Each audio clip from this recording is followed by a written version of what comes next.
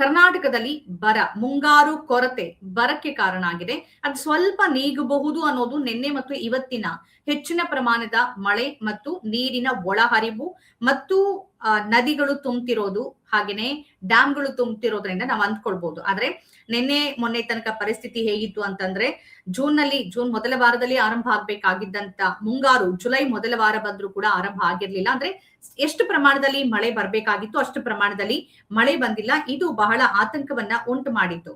ಪರಿಸ್ಥಿತಿ ಹೇಗಿತ್ತು ಅಂತಂದ್ರೆ ಜೂನ್ 1ರಿಂದ ಜುಲೈ 5ರವರೆಗೆ ನಮ್ಗೆ ನಿಗದಿತ ಪ್ರಮಾಣದಲ್ಲಿ ಮಳೆ ಆಗ್ತಿತ್ತಲ್ಲ, ಮುಂಗಾರು ಪ್ರತಿ ವರ್ಷ ಎಷ್ಟು ಬರ್ತಿತ್ತಲ್ಲ ಅದಕ್ಕಿಂತ 30-41% ಮಳೆ ಕೊರತೆ ಆಗಿತ್ತು. ಈ ಮಳೆ ಕೊರತೆ ಬರಕ್ಕೆ ಕಾರಣ ಆಗ್ಬಹುದು ಅನ್ನೋದು ಒಂದು ಅಂದಾಜಿತ್ತು. ಅದೇ ಕಾರಣಕ್ಕಾಗಿ ಮುಖ್ಯಮಂತ್ರಿ ಡಿ.ಕೆ. ಶಿವಕುಮಾರ್ ಅವರು ರೈತರಲ್ಲಿ ಮನವಿ ಮಾಡ್ಕೊಂಡಿದ್ರು. ನೀವು ಅಣೆಕಟ್ಟೆಯ ಡ್ಯಾಮ್ಗಳ ನೀರನ್ನ ನಂಬಿಕೊಂಡು ನೀವು ಬೆಳೆಗಳನ್ನ ಹಾಕಬೇಡಿ, ಸ್ವಲ್ಪ ಮಳೆಗಾಗಿ ಕಾಯ್ದಿ ಅಂತ. ಇದಕ್ಕೆ ಬಿಜೆಪಿ ಅವರು ರಾಜಕೀಯ ಮಾಡಿದ್ರು.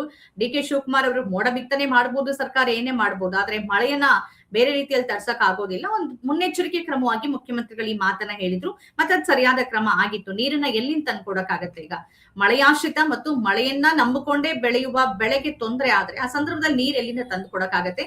ಹಾಗಾಗಿ ಸ್ವಲ್ಪ ಕಾಯ್ದೆ ಅಂತ ಅಂದಿದ್ರು. ಮತ್ತು ಈ ದಕ್ಷಿಣ ಒಳನಾಡಿನ ಪ್ರದೇಶದಲ್ಲಿ ಹೆಚ್ಚು ಮಳೆ ಕೊರತೆ ಆಗಿತ್ತು. ಮುಖ್ಯವಾಗಿ ನಾವು ಈ ವೆಸ್ಟರ್ನ್ ಘಾಟ್ ಪ್ರದೇಶದಲ್ಲೇ ಕೊಡಗು ಇರ್ಬೋದು, ಶಿವಮೊಗ್ಗ, ಹಾಸನ, ಚಿಕ್ಕಮಗಳೂರು ಈ ಭಾಗದಲ್ಲಿ ಮಳೆ ಕೊರತೆ ಇತ್ತು. ಈ ಭಾಗದಲ್ಲಿ ಹೆಚ್ಚು ಮಳೆ ಆಗಿ ಇಲ್ಲಿನ ಮಳೆಯ ಒಳಹರಿವು ನದಿಗಳನ್ನ ತುಂಬಿಸ್ತಾ ಇತ್ತು. ಅದು ತುಂಗಭದ್ರಾ ಇರ್ಬೋದು, ಬೇರೆ ಬೇರೆ ನದಿಗಳಿರ್ಬೋದು, ಅದು ಸಮಸ್ಯೆ ಆಗಿತ್ತು. ಆದ್ರೆ ಕಳೆದ 2 ದಿನಗಳಿಂದ ನಿರೀಕ್ಷೆಗಿಂತ ಮೀರಿದ ಮತ್ತು ಅತಿ ಹೆಚ್ಚಿನ ಮಳೆನೇ ಆಗ್ತಿದೆ. ಅಂದ್ರೆ ಹೇಗಾಗ್ಬಿಟ್ಟಿದೆ ಇವತ್ತಿನ ವಾತಾವರಣ ಅಂತ ಅಂದ್ರೆ ಸರಿಯಾದ ಕಾಲಕ್ಕೆ ಸರಿಯಾದ ಸಮಯದಲ್ಲಿ ಸರಿಯಾದ ಪ್ರಮಾಣದಲ್ಲಿ ಮಳೆ ಬರೋದಿಲ್ಲ.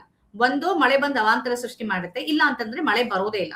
ಇದೆಲ್ಲದಕ್ಕೂ ಕಾರಣ ಮತ್ತದೇ ಮನುಷ್ಯನ ಹಪಹಪಿ ಮತ್ತು ಆತನ ಅತಿಯಾಸೆ, ಅತಿಯಾದ ಕಾಡಿನ ನಾಶ, ಹವಾಮಾನ ವೈಪರೀತ್ಯ, ಇವೆಲ್ಲವೂ ಗ್ಲೋಬಲ್ ವಾರ್ಮಿಂಗ್, ಇವೆಲ್ಲ ಇದಕ್ಕೆ ಪ್ರಮುಖವಾದಂತ ಕಾರಣ. ಆದ್ರೆ ದೀರ್ಘಕಾಲೀನವಾಗಿ ಅದರ ಬಗ್ಗೆ ಯೋಚನೆ ಮಾಡಿ ಸಮಸ್ಯೆಯನ್ನ ಪರಿಹರಿಸೋ ಕಡೆಗೆ ಯಾರ್ದು ನಿಟ್ಟಿಲ್ಲ ಅಥವಾ ಯಾರ್ದು ಯೋಚನೆನೂ ಇಲ್ಲ. ಮಳೆ ಬರ್ತಿಲ್ಲ ಅಥವಾ ಮಳೆ ಹೆಚ್ಚು ಬಂದಿದೆ, ಬರ ಅಥವಾ ನೆರೆ ಇವೆರಡರಲ್ಲಿ ಒಂದಾಗತ್ತೆ. ಮಧ್ಯದಲ್ಲಿ ನಿಗದಿತ ಪ್ರಮಾಣದಲ್ಲಿ ಮಳೆ ಬರಬೇಕು, ವಾತಾವರಣ ಸರಿಯಾಗಿರ್ಬೇಕು, ಆ ತರದ್ ಯಾವ್ದು ಇಲ್ಲ.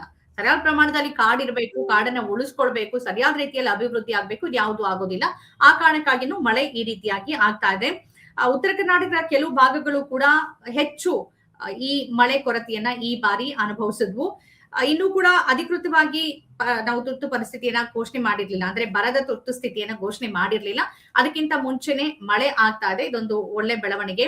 ಸ್ವಲ್ಪ ತೊಂದರೆ ಆದ್ರೂ ಕೂಡ ಈಗ ಡ್ಯಾಮ್ ತುಂಬಿದ್ರೆ ಆ ಡ್ಯಾಮಿನ ಅಂದ್ರೆ ಈ ಜಲಾಶಯಗಳ ನೀರನ್ನ ನಂಬಿ ಯಾರೆಲ್ಲ ಬೆಳೀತಾರೆ ಬೆಳೆಗಳನ್ನ, ಅವರಿಗೆ ಸ್ವಲ್ಪ ಉಪಯೋಗ ಆಗ್ಬೋದು. ಮಹಾರಾಷ್ಟ್ರದಲ್ಲೂ ನದಿಗಳು ತುಂಬಿಲ್ಲ, ಅಲ್ಲಿ ಮಳೆ ಕೊರತೆ ಇದೆ. ಹಾಗಾಗಿ ಅವರಂತೂ ಹೇಳ್ಬಿಟ್ಟಿದ್ದಾರೆ, ನಾವು ನೀರನ್ನ ಬಿಡೋದಿಲ್ಲ. ಕರ್ನಾಟಕದ ಭಾಗಕ್ಕೆ ಅಲ್ಲಿನ ನದಿಗಳ ನೀರ್ ಬಂದು ಏನು ಬೆಳೆಯನ್ನ ಬೆಳೀತಾರೆ ಉತ್ತರ ಕರ್ನಾಟಕದ ಕೆಲವು ಭಾಗಗಳಲ್ಲಿ, ನಾವು ನೀರ್ ಬಿಡೋಕ್ ಆಗೋದಿಲ್ಲ ಅಂತ ಅವ್ರು ಮೊದ್ಲೇ ಸ್ಪಷ್ಟವಾಗಿ ಹೇಳ್ಬಿಟ್ಟಿದ್ದಾರೆ. ಮಳೆನೇ ಇಲ್ಲ ಅಂದ್ಮೇಲೆ ಯಾರ್ ನೀರ್ ಬಿಡಕ್ಕಾಗತ್ತೆ? ಈಗ ನಮ್ಮ ಕಾವೇರಿ ತುಂಬ್ಲಿಲ್ಲ ಅಂತಂದ್ರೆ ನಾವು ತಮಿಳ್ನಾಡಿಗೆ ನೀರ್ ಬಿಡ್ಬೇಕು ಅಂದ್ರೆ ಹೆಂಗ್ ಬಿಡಕ್ಕಾಗತ್ತೆ? ಬಿಡೋಕ್ ಆಗೋದಿಲ್ಲ.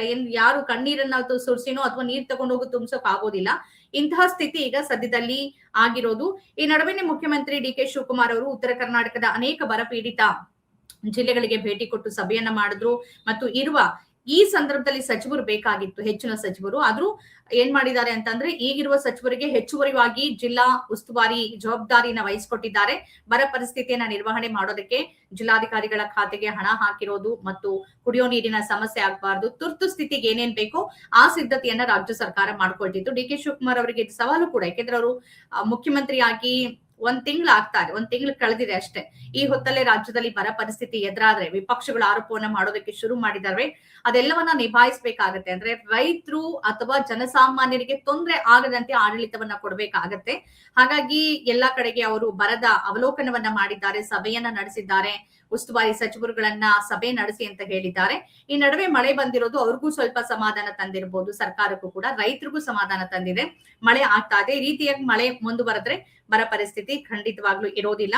ಬರಗಾಲ ತೀವ್ರಗೊಂಡ್ರೆ ಕ್ರಮಕ್ಕೆ ಸಿದ್ಧತೆಯನ್ನ ಸರ್ಕಾರ ಮಾಡ್ಕೊಂಡಿದೆ. ನಾನು ಈಗಾಗಲೇ ಹೇಳಿದಾಗೆ ಪ್ರತಿ ಜಿಲ್ಲೆಗೆ ಕುಡಿಯೋ ನೀರಿಗಾಗಿ 5 ಕೋಟಿ ರೂಪಾಯಿಯನ್ನ ಪಿಡಿ ಅಕೌಂಟ್ ನಲ್ಲಿ ಜಮಾ ಮಾಡಲಾಗಿದೆ. ಕುಡಿಯೋ ನೀರು ಮೊದಲ ಆದ್ಯತೆ, ಅದಕ್ಕೆ ತೊಂದರೆ ಆಗ್ಬಾರ್ದು ಅನ್ನೋ ಕಾರಣಕ್ಕಾಗಿ ರೈತರಲ್ಲಿ ಮನವಿಯನ್ನ ಮಾಡ್ಕೊಂಡಿದ್ದಾರೆ. ಈಗ ಅಣೆಕಟ್ಟು ತುಂಬಿದ್ರೆ ಯಾವುದೇ ರೀತಿ ಸಮಸ್ಯೆ ಆಗೋದಿಲ್ಲ. ತುಂಗಭದ್ರಾ ನಿನ್ನೆ ಮತ್ತು ಇವತ್ತಿನ ಮಳೆಗೆ ತುಂಗಾ ನದಿ ಸಂಪೂರ್ಣವಾಗಿ ತುಂಬ ಹೋಗಿದೆ. ಮಳೆನೇ ಇರ್ಲಿಲ್ಲ ಮಲೆನಾಡು ಭಾಗದಲ್ಲಿ, ಚಿಕ್ಕಮಗಳೂರು ಇರ್ಬೋದು ಅಥವಾ ಶಿವಮೊಗ್ಗ ಇರ್ಬೋದು, ಉತ್ತರ ಕನ್ನಡ ಇರ್ಬೋದು, ಮಳೆನೇ ಇರ್ಲಿಲ್ಲ. ಎಲ್ಲೋಯ್ತು ಮಳೆ? ನಾವ್ ಹೆಂಗ್ ಬಿತ್ತನೆ ಮಾಡೋದು? ಗದ್ದೆ ನಾಟಿ ಮಾಡ್ಬೇಕು ಅಥವಾ ಇನ್ನೇನೋ ಕೆಲಸ ಮಾಡ್ಬೇಕು, ಏನಕ್ಕೂ ಇಲ್ವಲ್ಲ ಮಳೆ ಅಂತ ಅಂದ್ಕೊಳ್ತಾ ಇದ್ರು ರೈತರು. ಮಳೆ ಹೆಚ್ಚಾಗಿ ಬಂದಿದೆ. 2 ದಿನಗಳಲ್ಲಿ ಸುರಿದ ಭಾರಿ ಮಳೆಯಿಂದಾಗಿ ಬಹಳ ಹೆಚ್ಚಿನ ಪ್ರಮಾಣದಲ್ಲಿ ಮಳೆ ಆಗಿದೆ. ಈ ಮಳೆಯಿಂದಾಗಿ ನದಿಗಳು ತುಂಬುತ್ತಾ ಇದೆ, ಅಣೆಕಟ್ಟುಗಳು ಕೂಡ ತುಂಬುತ್ತಾ ಇದೆ. ಹಾಗಾಗಿ ತೊಂದರೆ ಆಗೋದಿಲ್ಲ ಅಂತಾನೆ ಅಂದುಕೊಳ್ಳಲಾಗತ್ತೆ. ಆದ್ರೆ ಈ ಮಳೆ ಇನ್ನೂ ಇದೇ ಪ್ರಮಾಣದಲ್ಲಿ, ಈ ಬರ್ತಿರೋ ಪ್ರಮಾಣದಲ್ಲಿ ಎಲ್ಲೆಲ್ಲಿ ಸುರಿತಿದೆ ಅಲ್ಲಿ ಹೆಚ್ಚಾದ್ರೆ ಮತ್ತೆ ನೆರೆಯ ಸ್ಥಿತಿ ಕೂಡ ನಿರ್ಮಾಣ ಆಗತ್ತೆ. ಕೆಲವು ಕಡೆಗಳಲ್ಲಿ ತೊಂದರೆ ಆಗ್ತಿದೆ ಅನ್ನೋ ಬಗ್ಗೆ ಮಾಹಿತಿ ಇದೆ. ಅದನ್ನೂ ನಿರ್ವಹಿಸಬೇಕಾದಂತ ಜವಾಬ್ದಾರಿ ರಾಜ್ಯ ಸರ್ಕಾರದ ಮೇಲಿದೆ. ನಮ್ಮ ಕಾರ್ಯಕ್ರಮಗಳನ್ನ ನೀವು ನೋಡ್ತಾ ಇದ್ರೆ ನಮ್ಮ ಚಾನೆಲ್ ಅನ್ನ ಸಬ್ಸ್ಕ್ರೈಬ್ ಮಾಡಿ, ಪಕ್ಕದ ಬೆಲ್ ಐಕಾನ್ ಒತ್ತಿ ನಮ್ಮನ್ನ ಬೆಂಬಲಿಸಿ. ಹಾಗೆ ನಮ್ಮ ಕಾರ್ಯಕ್ರಮಗಳನ್ನ ಲೈಕ್ ಮಾಡಿ, ಕಮೆಂಟ್ ಮಾಡಿ, ಅದನ್ನ ಬೇರೆಯವರಿಗೂ ವಾಟ್ಸ್ಆಪ್ ಮೂಲಕ ಶೇರ್ ಮಾಡಿ. ನೀವು ಹೀಗೆ ಮಾಡಿದಾಗ ನಮ್ಮ ಚಾನೆಲ್ ಇನ್ನಷ್ಟು ಮತ್ತಷ್ಟು ಜನರಿಗೆ ತಲುಪಲು ನೀವು ನಮ್ಮೊಂದಿಗೆ ಸಹಕರಿಸಿದ ಹಾಗಾಗುತ್ತೆ. ಇದು ನೀವು ಯಾವುದೇ ಖರ್ಚಿಲ್ಲದೆ ಕೆಲವೇ ಸೆಕೆಂಡುಗಳಲ್ಲಿ ನೀಡಬಹುದಾದ ಸಹಕಾರ. ಧನ್ಯವಾದಗಳು.